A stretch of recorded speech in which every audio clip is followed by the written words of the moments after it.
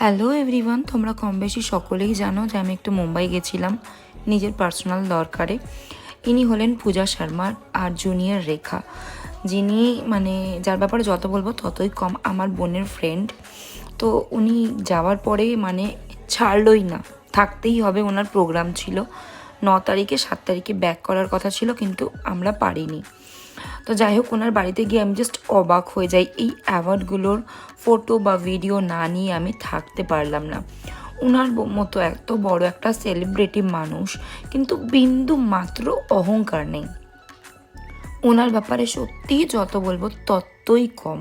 তো যাই হোক, পূজাদির বাড়িতে আমরা ছিলাম, দুটো দিন ছিলাম। আমরা খুব খুব মজা করেছি। পূজাদি ভীষণ ভালো মানুষ, যদিও আগে আমার পূজাদির সাথে অনেকবার দেখা হয়েছে, আমাদের বাড়িতেও এসেছে।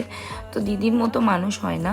তো যত বলবো ততই কম, যে বলেই দিলাম। আর দিদির বাড়ির ঠাকুর ঘরটা